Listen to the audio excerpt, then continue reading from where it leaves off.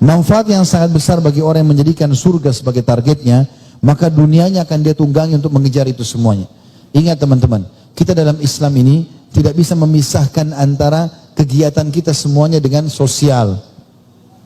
Seorang pedagang yang hadir di sini, jangan selalu pikirannya keuntungan saja, tapi bagaimana dia berbagi dengan orang lain. Dia mengejar akhirat dengan dagangannya. Seseorang yang punya jabatan pemerintahan, ya, mereka punya kedudukan, maka mereka bisa menunggangi itu untuk mendapatkan yang terbaik di akhirat sana. Jangan semuanya dihubungkan dengan urusan dunia saja, tapi bagaimana akhirat itu akan membuat dia termotivasi mengejar yang di sana.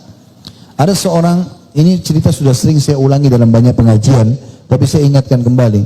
Seorang pedagang di Saudi, dia dagang selimut, kemudian datanglah orang miskin masuk ke dalam tokonya, dan dia mengatakan, sini musim dingin, saya butuh selimut 4 buah dengan harga 100 real. Dengan harga 100 real. Maka saya butuh 4 selimut. Kebetulan di toko selimut itu yang paling murah selimut harganya 250 real. Maka dia datang kepada pegawai toko selimut tersebut mengatakan, saya punya 100 real, saya butuh 4 selimut. Buat saya, istri saya sama 2 anak saya. Maka pegawai toko tersebut mengatakan, tidak ada harga begitu. Pemilik toko datang melihat, lalu dia mengatakan, sebentar. Dia kasih isyarat kepada pegawainya, biar saya yang layani. Kemudian dia bilang sama bapak itu, kebetulan karena bapak ini kelihatan dari penampilannya orang susah. Dia mengatakan kenapa? Dia bilang saya butuh selimut 4, buat saya, istri saya, 2 anak saya. Ini musim dingin, saya punya 100 real, bisa nggak saya dapat selimut dengan 4 biji? Kata dia, bisa, pilih selimut mana saja yang anda mau di sini. Maka dipilihlah sama dia, entah harganya berapa, tapi yang paling murah 250 real. Dia ke kasir, dibeli, kemudian orang itu pergi. Lalu kemudian dia kumpulkan pegawainya, dia mengatakan, saya tahu kalian punya pertanyaan. Kata pegawainya, iya, kami ingin bertanya, bagaimana bisa anda menjual selimut 100 real dengan 4 buah, padahal di sini paling murah 250 real. Maka kata dia, tadi itu saudara kita muslim, dia butuh bantuan. Maka kita tidak selamanya harus pikirkan keuntungan, tapi kita harus berpikir bagaimana menyambut akhirat dengan sedekah-sedekah ini. Saya ingin berbuat baik dengan dia. Kata pegawainya, kalau memang anda niat sedekah, kenapa anda tidak memberikan saja gratis? Dia bilang berbeda. Dia datang bukan meminta. Kalau dia datang meminta, saya akan kasih. Dia datang untuk membeli. Dia punya kemuliaan jiwa. Maka saya terima uangnya walaupun tidak cukup, lalu saya berikan dia produk. Orang kalau berpikir akhirat, dia akan tunggangi perbuatannya untuk di sana. Abu Hanifah rahimahullah, seorang ulama dari 4 madhab, menjual sutra. Dia pernah beli sutra 10. Harga sutranya itu paling murah 100 dirham. Ada satu ibu datang mengatakan, wahai imam, imam ini kayak kita kiai, Abu Hanifah dipanggil imam. Saya sudah keliling pasar ini, belum ada satupun saya temukan yang bisa menjual kepada saya dengan 30 dirham sutra. Saya ingin beli. Kata Abu Hanifah, saya punya sutra nih, beli aja. Tinggal 1, ambil dengan 30 dirham. Kata dia, bagaimana anda bisa menjual kepada saya dengan harga begitu? Dia bilang, alhamdulillah saya kemarin beli 10, 9 sudah laku dan sudah untung. 1 ini sudah saya anggap sebagai keuntungan. Maka saya memberikan kepada anda sebagai seorang muslim yang membutuhkan masalah itu. Maka berbuat teman-teman sekalian untuk diri kita sendiri. Amal yang kita kerjakan buat diri kita. Kalau teman-teman tidak lakukan berbahaya. Saya tutup dengan kisah ini. Ada kejadian orang Saudi kaya raya. Saking kayanya dia meninggalkan harta, kalau dirupiahkan 600 miliar rupiah. Peninggalan dia. Dia nggak nikah, nggak punya istri, nggak punya anak. Jadi saking cintanya sama hartanya, nggak mau nikah, nggak mau apa-apa, dia cuma kerja saja. Meninggal subhanallah, dia punya beberapa building di dekat Masjid Haram, hotel-hotel besar. Waktu dia meninggal teman-teman sekalian, karena hartanya banyak, pemerintah Saudi ambil alih harta tersebut. Cari ahli waris nggak ditemukan, satu pun tidak ada. Mana ahli warisnya? Istri nggak ada, orang tuanya nggak ada, saudaranya nggak ada. Setelah ditelusuri seluruh Saudi ditemukan ada 3 orang, ini masih bisa dihubungkan dengan ahli waris sepupunya, tapi agak jauh. Dipanggillah ke pengadilan, lalu hakimnya bilang, apakah kalian tahu kenapa kami panggil ke sini? Kata 3 orang ini, kami nggak tahu, kami nggak pernah juga buat masalah.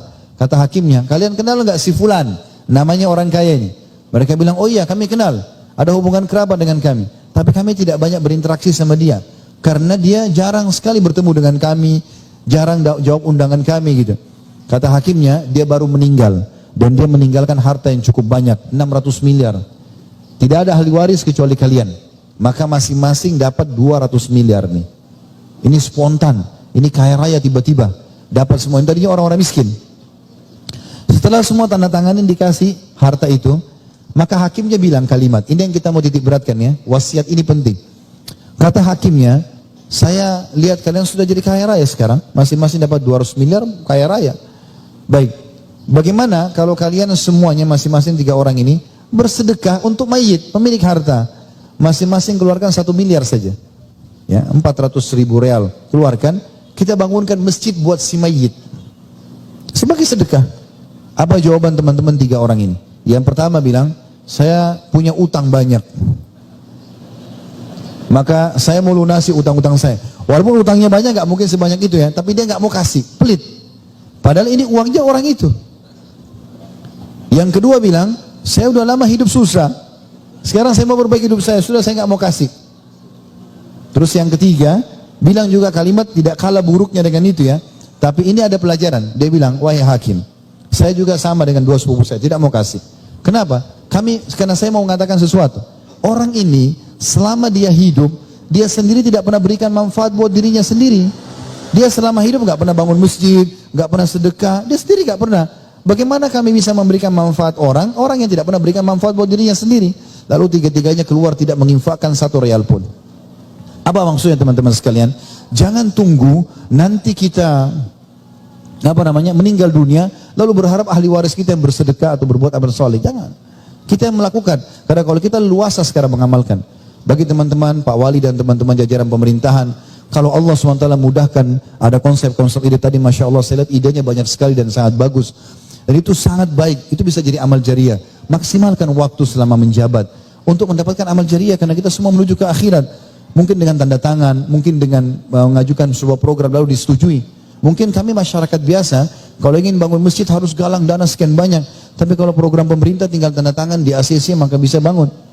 Teman-teman pedagang, bersedekahlah. Jangan selalu pikir keuntungan saja.